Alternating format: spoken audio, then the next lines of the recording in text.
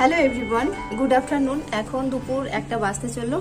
আর আজকের ব্লগটা আমি দুপুর 1টা থেকে শুরু করলাম। তোমাদের সবাইকে আমার আজকের ব্লগে স্বাগত জানাচ্ছি। দুপুর 1টা বেজে গেছে, কিন্তু আমার এখনো রান্নাবান্না হয়নি, বাদ বাকি টুকটাক কাজকর্ম হয়েছে। আসলে কিভাবে টাইম কেটে গেছে না বুঝতেই পারিনি, কাজ একটুও হয়নি। তো এখন যাব রান্নাঘরে। ঘরটার একদম গুছানোই আছে। ভাবছিলাম লাইট জ্বলছে, আমি পেছন থেকে হঠাৎ ওই সাইডটা তাকিয়েছি যে জানলার দিকটায়, তো ভেবেছিলাম লাইট জ্বলছে, তারপর দেখলাম না, লাইটটা অফ করা।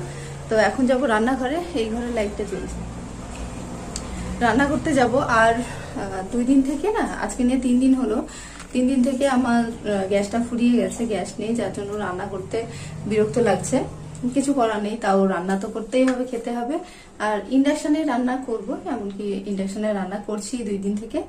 আর এমনটা কিন্তু নয় যে আমি প্রথমবার ইন্ডাকশনে রান্না করছি। আমি যখন দুর্গাপুর আসি, দুর্গাপুর আসার পর ওই 1 বছরের বেশি কিন্তু গ্যাস ছিল না। গ্যাসটা মানে আমাদের বাড়ি থেকে দুর্গাপুরে ট্রান্সফার করে আনতে অনেকটাই সময় লেগেছিল। 1 বছরের বেশি সময়টা কিন্তু আমি ইন্ডাকশনে এক টানা রান্না করে গেছি।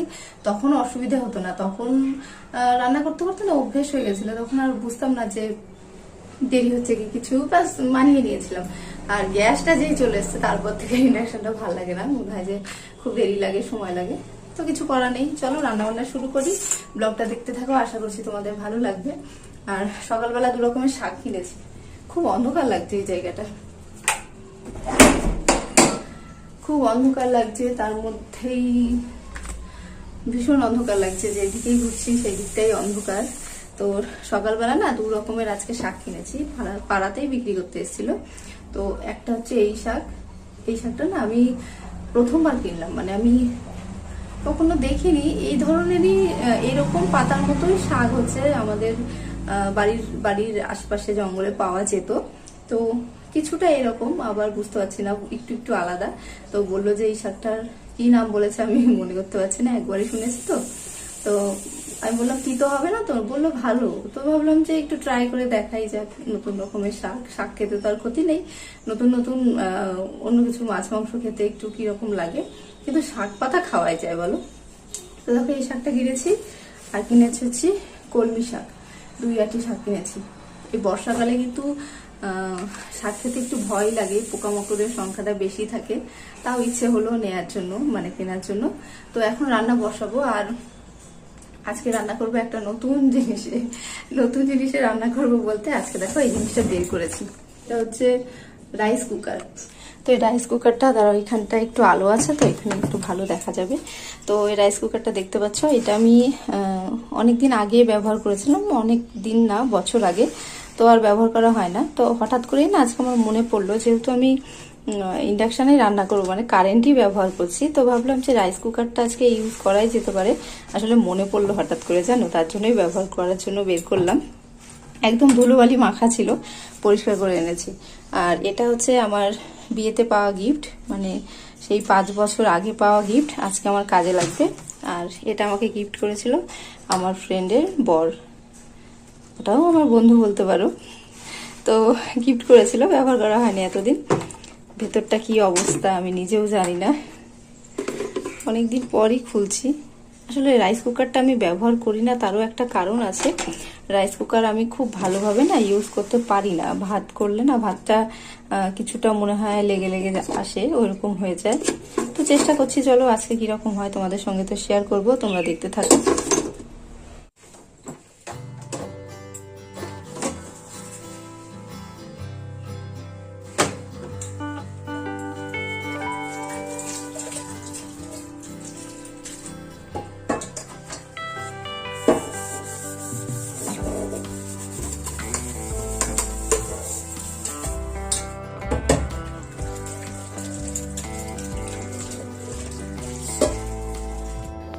ভেতরটা খুব ভালোভাবে মেজে ঘষে পরিষ্কার করে নিলাম।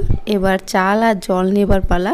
এটাই হচ্ছে সবথেকে বড় জিনিস আর কি। রাইস কুকারে ভাত রান্না করতে গেলে না চাল জলের পরিমাণটা খুব ভালো করে বুঝতে হয়। তো আমি ভালো করে দেখো চালটা ধুয়ে দিলাম। আর এই যে কৌটোটা দেখছো, এটা কিন্তু রাইস কুকারের সঙ্গেই দেয়া ছিল, মানে এটা আমি ডেলি চাল নিয়ে রান্না করার জন্য মেপে নিই এটাতে। তো তো এই কৌটার আজকে 2 কৌটা চাল নিলাম। 2 কৌটা কিন্তু আমাদের লাগবে না, তাও একটু বেশি করে নিচ্ছি যেন ঠিকঠাক রান্না হয়, অল্প যদি রান্না করতে অসুবিধে হয়ে যায়। তো সেই কারণে দেখো আমি 2 কাপের জন্য চালের জন্য 6 কাপ জল নিয়েছিলাম। তারপর একটু মন চাইলো এক্সট্রা আরও 1 কাপ জল আমি নিয়ে নিলাম। তো জানি না কতটা ঠিক হবে, কারণ 1 কাপ চালের জন্য কিন্তু 2 কাপ জলই নিতে হয়, সেখানে আমি 1 কাপ জল এক্সট্রা নিয়েছি। তো এবার খুব ভালো করে রাইস কুকারে বাটিটা বসিয়ে দিলাম। আর যদি সেদ্ধ কিছু দিতাম তাহলে ওই সাদা জিনিসটা দিতে হতো আর কি। আজকে কিছু সেদ্ধ বসাবো না বলে শুধু চালটাই বসিয়ে দিলাম। আর তো দেখো আমি অন করেও দিয়েছি আর জল গরম হতে শুরুও করে দিয়েছে। তার মধ্যেই আমি আজকে আবার শাক রান্না করব, মানে কি বলবো, যেদিন দেরি হচ্ছে সেদিন আর একটু দেরি করছি, শাকটা বাছতে তো সময় লাগবে। তো দেখো জল গরম হয়ে গেছে আর আমি একটু একটু করে নাড়াচাড়া দিয়ে দিচ্ছি যেন নিচটা লেগে না যায়। আর এত তাড়াতাড়ি কিন্তু লেগেও যাবে না। তো শাক বাছা হয়ে গেছে, এখন কেটে নিচ্ছি। আসলে শাক খেতে ভালো লাগলে কিন্তু শাকটা বাছতে ধুতে অনেকটা সময় লাগে, বালি থাকে যেহেতু, বেশ পরিষ্কার পরিচ্ছন্নভাবে কাজটা করতে হয়। তো তাড়াহুড়ো করেই করে নিলাম। তারপর দেখো কড়াই বসিয়েও দিলাম। আর এত বড় কড়াইয়ে রান্না করতে গেলে যে কি অসুবিধা হয় কি বলবো। তার মধ্যে কালো জিরে, রসুন আর শুকনো লঙ্কা ফোড়ন দিয়ে এবার শাকটা দিয়ে দেবো। শাকটা না ফার্স্টে ফোড়ন দিলেও ভালো লাগে, কিন্তু পরে ফোড়ন দিলে আরও বেশি ভালো লাগে, কিন্তু আজকে প্রথমেই দিয়ে দিচ্ছি।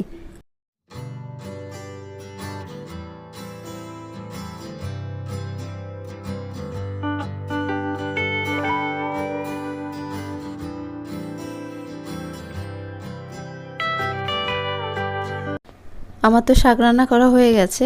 আর এখানে দেখো মাছ ভাজতেও বসিয়ে দিয়েছি। আর আজকে মাছের ঝোলটা তোমাদের সঙ্গে আর সেরকম শেয়ার করলাম না, একদমই সিম্পল আমি রান্না করি, একদম কম তেল মশলা দিয়েই মাছের ঝোল বানাই। তো দেখো জল ফুটে যাওয়াতে, মানে সবজি সেদ্ধ হওয়ার পর মাছগুলো দিয়ে দিচ্ছি। এবার দেখো খেতেও বসে গেছি। আর তোমাদের সঙ্গে তো ভাতটা শেয়ার করিনি এখনও, যে রান্না করার পর কীরকম হয়েছে।